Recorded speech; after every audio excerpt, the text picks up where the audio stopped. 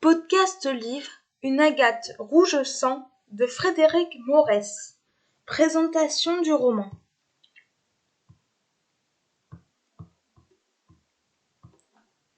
Le titre en VO est Une agate rouge sang.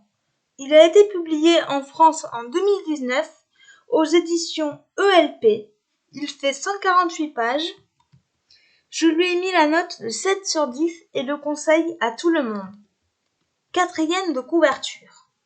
Dans un petit village, quelque part en France, Marie-Louise, une vieille dame presque centenaire, disparaît en léguant à celui qui s'occupe de son jardin, Mathieu Lambert, un appartement qu'elle possédait à Paris et qui est demeuré inoccupé depuis 1943. Mathieu ne sait pas pourquoi il a hérité de ce bien et va découvrir petit à petit les composantes du passé de sa bienfaitrice et, par voie de conséquence, de son propre passé. Construit à partir d'une succession d'allers et retours dans le temps à différentes dates clés du passé, Une agate rouge sang tient le lecteur en haleine du début à la fin, en lui permettant de démêler progressivement le fil de l'intrigue, chaque chapitre apportant une pièce supplémentaire à la reconstitution du puzzle. Ce que j'ai pensé de ce roman. J'ai lu ce livre grâce au site Simplement.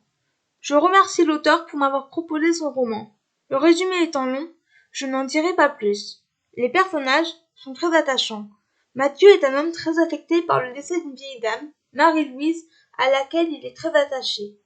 Marie-Louise est une dame âgée qui n'a pas eu une vie facile. Elle adore Mathieu.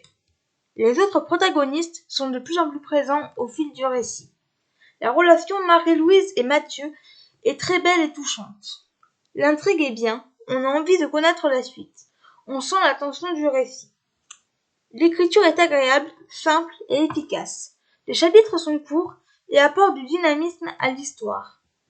Les thèmes abordés, comme la Seconde Guerre mondiale et l'occupation allemande, sont bien traités. La fin est correcte et toutes les pièces du puzzle s'assemblent. Par contre, j'ai trouvé quelques longueurs.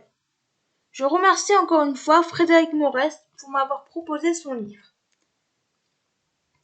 Extrait du livre.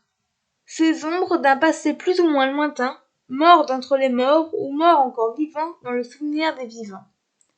J'ai aimé les personnages, l'écriture, les thèmes abordés, l'intrigue et la fin. Je n'ai pas aimé les longueurs. Voilà, c'en est tout pour ce podcast. J'espère qu'il vous aura plu. N'hésitez pas à me donner vos avis et vos commentaires sur YouTube, à vous abonner à la chaîne et je vous retrouve très bientôt pour un nouveau podcast. Ciao!